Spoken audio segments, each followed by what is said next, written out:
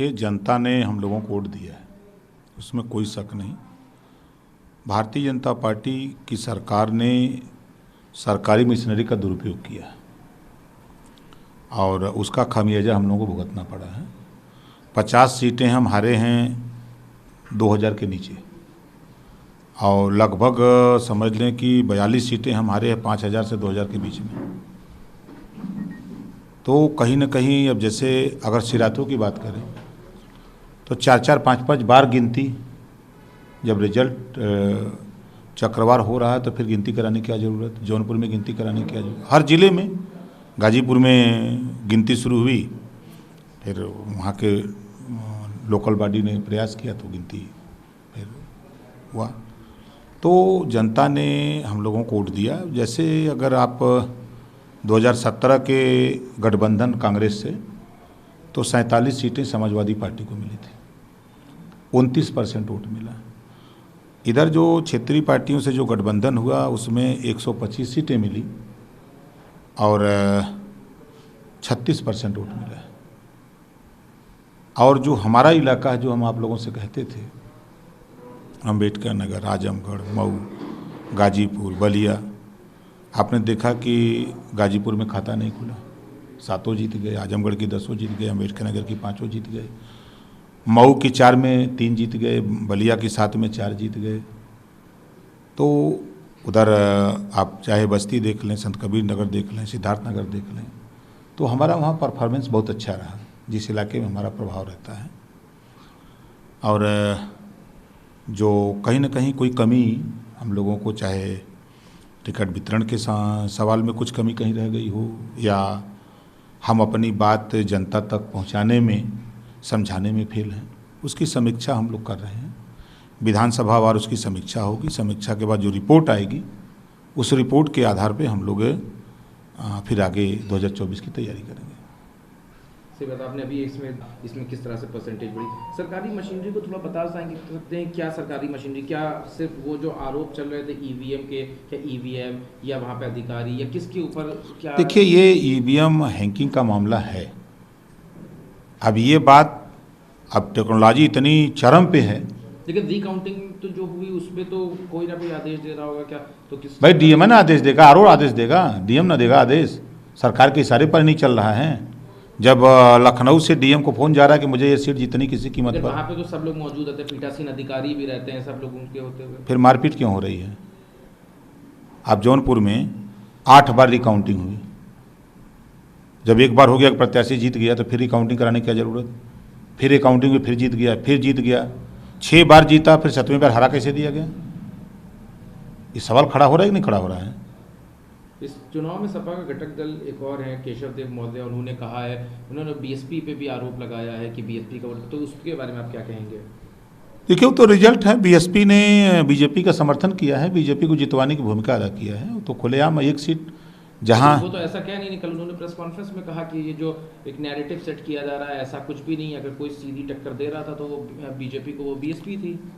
एक सीट बता दीजिए जहां टक्कर दे रही हो, एक सीट कहीं बता दीजिए। मतलब कहना ये चाहते हैं कि उन्होंने जो लोग वहाँ पे लगाए जो प्रत्याशी थे वो सिर्फ समाजवादी की काट और आपके गठबंधन की काट की थे। 95% सीटों पर बहुजन समाज पार्टी लड़ाई में ही नहीं थी। 95% सीटों पर बहुजन समाज पार्टी 2 साल पहले जब उनके भाई आनंद प्रकाश को सीबीआई ने पकड़ा, जब वहाँ दबिश दी, उसी समय बहुजन समाज पार्टी के नेता ने सिलेंडर बोर्ड दिया कि हम आपकी मदद करेंगे।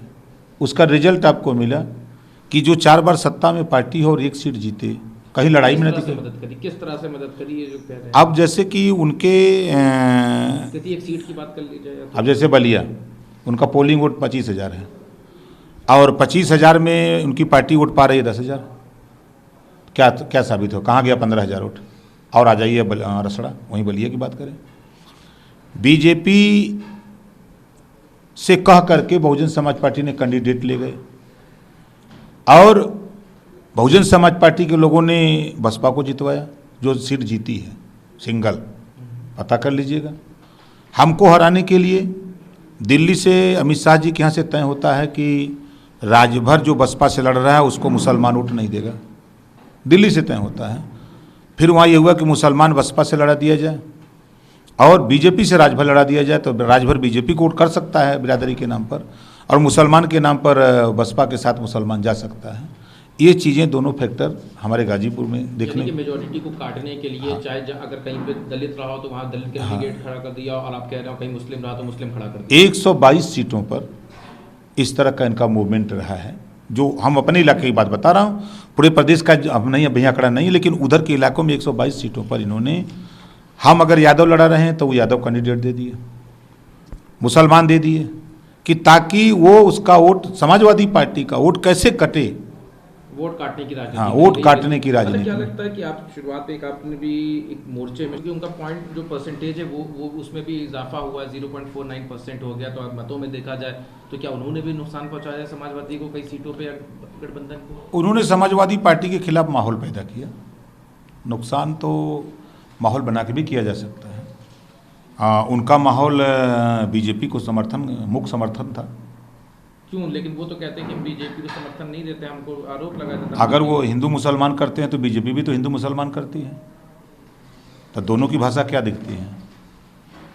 अगर भारतीय जनता पार्टी हिंदू मुसलमान की बात करती है और ये भी भारतीय जनता पार्टी, ये भी अगर हिंदू मुसलमान की बात करते हैं, तो क्या दिखता है दोनों का? साफ साफ जाहिर है। यानी कि बीएसपी और ओवैसी इस टाइप के जो लोग हैं, उन्होंने आपको बीजेपी के साथ मिलकर नुकसान पहुंचाया है। आपने देखा कि महाराष्ट्र के संजय राउत जी ने एक बयान दिया कि ओवैसी और मायावती को, इन दोनों लोगों को पद्मश्री से सम्मानित किया जाना चाहिए। ऐसा ट्विटर पर हमने उनके देखा। क्यों उन्होंने कहा? कल दिया था। क्यों ऐसा कहा उन्होंने? वो महाराष्ट्र में है, उनको ऐसा क्यों लगा? तो कहीं ना कहीं ये बातें हैं, तब ना उन्होंने कहा। ये चीज़ें हैं।